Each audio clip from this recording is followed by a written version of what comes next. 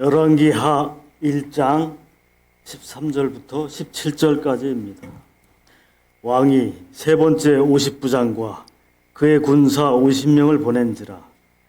셋째 50부장이 올라가서 엘리야 앞에 이르러 그의 무릎을 꿇어 엎드려 간구하여 이르되, 하나님의 사람이여, 원하건대 나의 생명과 나의 종인 이 50명의 생명을 당신은 귀히 보소서. 불이 하늘에서 내려와 전번에 50부장 둘과 그의 군사 50명을 살랐거니와 나의 생명을 당신은 귀히 보소서 하매, 여호와의 사자가 엘리야에게 이르되 너는 그를 두려워하지 말고 함께 내려가라 하신지라. 엘리야가 곧 일어나 그와 함께 내려와 왕에게 이르러 말하되, 여호와의 말씀이 내가 사자를 보내 에그론의 신 바알세붑에게 물으려 하니 이스라엘에 그의 말을 물을 만한 하나님이 안 계심이냐. 그러므로 내가 그 올라간 침상에서 내려오지 못할지라 내가 반드시 죽으리라 하셨다 하니라. 왕이 엘리야가 전한 여호와의 말씀대로 죽고 그의 아들이 없으므로 여호람이 그를 대신하여 왕이 되니 유다 왕 여호사밧의 아들 여호와의 둘째 해였더라.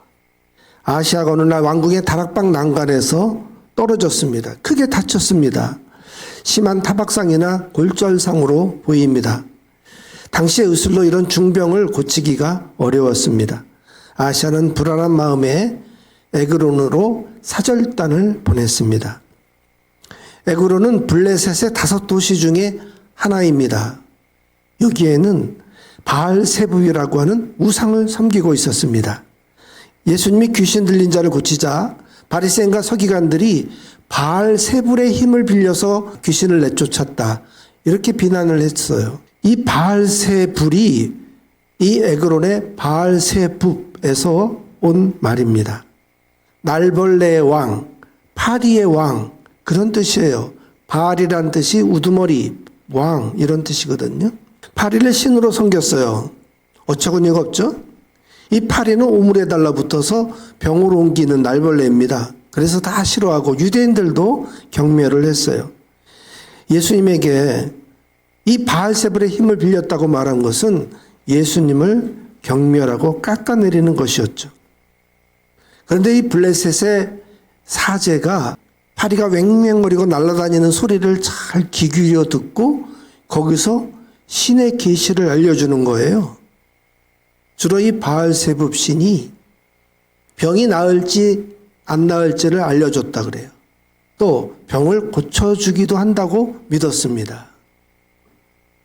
근데 그리스의 이 서북 쪽에 도도나 신전이라는 게 있어요. 이 신전 한가운데 떡갈나무가 있는데 여기에 제우스의 영이 깃든 비둘기가 앉아서 우는 소리, 그리고 날개를 퍼덕거릴 때 이 나뭇잎이 살랑거리면서 그런 소리가 들리겠죠? 또 이 나뭇가지에다가 노쇠 솥을 여러 개 걸어놓고 서로 부딪힐 때 울리는 그 소리를 여자 사제가 가만히 귀 기울여 듣고 신탁을 전해줬다 그래요. 무당도 이게 뭐 방울을 막 흔들거나 또 쌀알을 탁 흩뿌려가지고 그걸 보고 이렇게 점괘를 치잖아요. 근데도 이런 황당한 방법에 신의 계시가 있다고 믿는 사람들이 있어요. 그걸 신묘하게 여기기 때문이죠. 황당합니다. 아시아는 비록 적국이었지만 사절단을 보내서 자기의 병이 나을지 말지를 알아오게 했어요. 이게 다 부모 아합과 이세벨에게 배운 겁니다. 이세벨이 바알의 우상을 수입해다가 북이스라엘에 퍼뜨렸어요. 그러다가 갈멜산에서 엘리야하고 능력 대결을 벌였죠. 하늘의 불이 내려와서 엘리야가 승리를 했어요. 그때 바알과 아세라 선지자 850명을 모두 다 잡아다 죽였습니다. 이때 바알 신전과 그 섬기는 사람들을 전부 초토화시켜버렸어요. 그런데도 이 아시아의 가슴 속에 뿌리 깊게 바알이 남아 있었던 거예요. 이런 어리석은 꼴을 하나님이 보셨습니다. 하나님이 천사를 엘리야에게 보내셨어요. 사절단을 빨리 가 만나가지고 이 말씀을 전하라고 하십니다. 이스라엘에 하나님이 계신데 에그론의 신 바알세붑에게 물으러 가느냐? 하나님이 노하신 거죠. 그래서 아이시아의 결말을 이렇게 알려주라고 하셨습니다. 내가 올라간 침상에서 내려오지 못할지라 내가 반드시 죽으리라. 이 말씀을 들은 사절단이 다시 발길을 돌려서 아시아 왕에게 되돌아갔습니다. 왕은 에그론에 가지 않고 왜 되돌아왔냐고 물었어요. 그때 사절단은 엘리야에게 들은 하나님의 말씀을 그대로 전해줬습니다. 왕이 그 말을 들은 사람이 누구인지를 물었어요. 그러자 털이 많고 허리에 가죽띠를 띤 사람이라고 답했습니다. 사절단이 엘리야를 몰라가지고 인상착의를 전한 것일까요? 털이 많은 사람이라는 원어가 바알 사하르입니다. 성경에는 털이 많은 사람 되어 있지만 바알 사하르를 직역하면 털이 많은 사람의 우두머리, 털이 많은 자의 왕, 그런 뜻이에요. 그러니까 털이 많은 사람이라고 말한 이 대답은 약간의 언어 유희가 있는 거죠. 바알세붑을 만나러 간 사람이 대신 바알 사하르를 만나고 갔다. 그런 의미를 넣은 거예요. 엘리야가 실제로 털이 많은 사람이었을까? 그렇게 말하는 사람도 있지만은 이 말은 실제는 털옷을 입고 다니는 사람이다. 그런 뜻이라고 합니다. 엘리야의 털옷은 하나님의 능력의 겉옷이었습니다. 그래서 엘리야가 승천할 때 이 겉옷을 벗어서 제자 엘리사에게 물려주었잖아요. 세례 요한도 이 털옷을 입고 가죽띠를 띠고 광야에서 있었어요. 그래서 이런 복장의 모습은 광야의 영성을 나타내는 상징적인 모습입니다. 세속에 휘둘리지 않고 도도하게 어디서 누구에든지 거침없이 하나님의 말씀을 전하는 선지자다. 그런 이미지를 주는 복장이죠. 아시아는 이 사절단의 말을 듣고 단번에 그이가 엘리야라는 것을 알아챘습니다. 그래서 그는 분명히 디셉 사람 엘리야다라고 소리를 쳤어요. 아시아는 군사 50명을 보내서 이 엘리야를 잡아오도록 했습니다. 엘리야 한 사람 체포에 군사 50명이나 동원했어요. 이거는 자기 권력을 과시하는 겁니다. 엘리야를 잡아다 윽박질러서 이 불길한 예언을 취소시키려고 한 거죠. 이게 될까요? 참 어리석죠. 엘리야를 정중히 모셔도 모자랄 판입니다.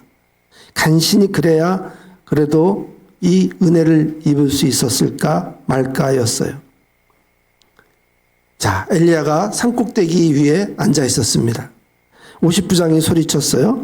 하나님의 사람이요 왕의 말씀이 내려오라 하셨나이다. 어명이라는 거죠. 내려오라는 거예요. 50부장은 산 아래에서 소리만 질렀습니다. 산에 올라가서 엘리야를 끌어내지를 못했어요. 왜? 뭔가 초인적인 능력이 있는 엘리야인 줄 알았기 때문이죠. 산꼭대기에 앉은 엘리야는 정말 도간에 든지꼴 아니에요? 마음만 먹으면 얼마든지 끌어내릴 수 있는 힘이 있었어요. 그런 병력을 갖고 있었어요. 그러나 50부장은 겁을 먹고 산 아래에서 호통만 쳤던 것입니다. 이 무례한 50부장에게 엘리야가 대답했어요. 내가 만일 하나님의 사람이면 불이 하늘에서 내려와 너와 너의 50명을 살을지로다. 이 50부장이 먼저 엘리야를 하나님의 사람이라고 불렀어요. 하나님의 사람인 줄 알고도 무례를 범했습니까? 그러니까 응징을 받는 게 마땅하다 하는 거예요. 하지만 죽음이라는 가혹한 응징을 받았습니다.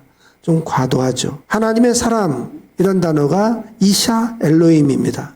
근데 하나님의 불이 에샤 엘로임이에요. 그러니까 여기도 언어 유희가 있는 거예요.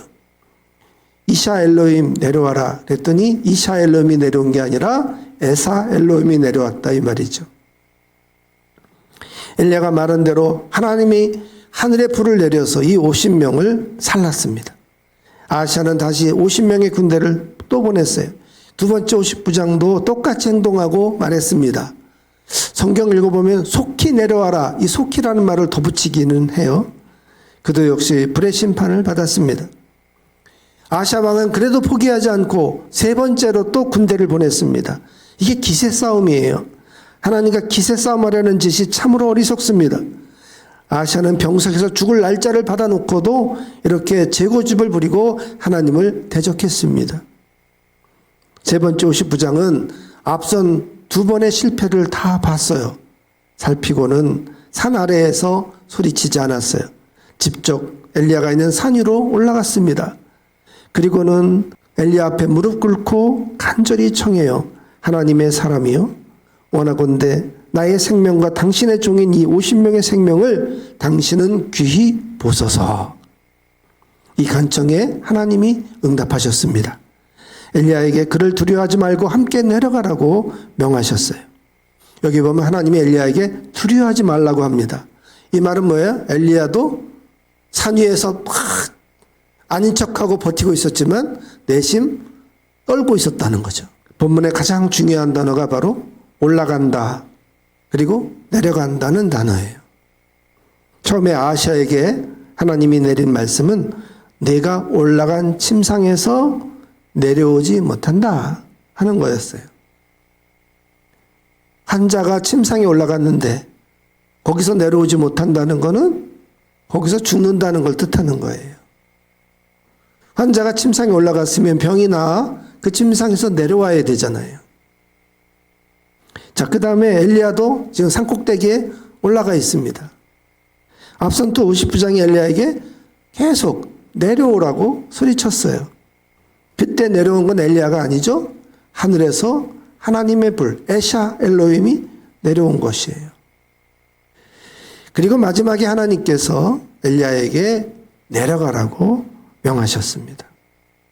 자, 올라갔으면 그 다음에 내려가야죠. 등산을 하고 정상을 정복하면 하산을 해야 되는 거예요. 엘리야는 산에서 내려와 아하시아 왕에게 갔습니다. 그리고 처음에 받았던 그 말씀 그대로 다시 전했어요. 16절입니다. 여호와의 말씀이 내가 사자를 보내 에그론의 신 바알세붑에게 물으려 하니 이스라엘에게 그의 말을 물을 만한 하나님이 안 계심이냐. 그러므로 내가 그 올라간 침상에서 내려오지 못할지라 내가 반드시 죽으리라 하셨다 하니라. 이 말씀을 가만히 보면 아하시아가 살 길이 있었다는 거예요. 죄를 뉘우치고 회개했어야 합니다. 하나님의 사람 엘리야에게 침상에서 내려올 수 있도록 은혜를 구했어야죠. 그러면 하나님이 불쌍히 보시고 그의 병을 낫게 해주셨을 거예요. 그런데 어리석게 하나님에게 묻지 않고 저 파리의 왕, 파리의 신에게 가서 물었으니 얼마나 어처구니가 없어요. 인기 연예인이 정상에 있을 때 늘 불안하다고 그래요. 왜냐하면 대중의 인기가 이게 물거품 같아가지고 언제 꺼질지 모르거든요. 과연 한순간에 삐끗해가지고 나락에 떨어진 연예인들이 많아요. 어떤 그 원로 연예인이 젊은 인기 있는 연예인에게 이런 충고를 하는 걸 봤어요. 지금은 주연을 하고 있지만은 조연을 맡기던 엑스트라를 맡기던 반갑게 여기고 감사히 여기고 다 해라. 이제 좀 나이 먹으면 주연 배우에서 이제 조연 배우로 그리고 하잘것없는 역할로 이렇게 자꾸 떨어질 텐데 그때 낙심하고 그걸 다 거절하지 말고 버티지 말고 반갑게 그것만이라도 주는 걸 감사히 여기면서 즐겁게 하라고 충고하더라고. 참 지혜로운 말이에요. 자, 그러면 엘리야는 왜 산꼭대기에 올라가 앉아 있었을까? 제가 제일 궁금한 게 그거예요. 산꼭대기에서 내려다보고 안 내려가고 버텼어요. 군사 50명을 혼자 상대하기에는 너무나 불리한 장소죠. 속으로는 내심 떨고 있었습니다. 다행히 하나님이 불러 응징해 주셔서 버틸 수가 있었어요. 그러나 애초에 엘리야가 산 위에서 버틸 게 아니었죠.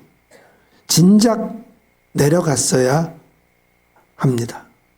애꿎게 죄 없는 병사 100명의 목숨만 잃었습니다.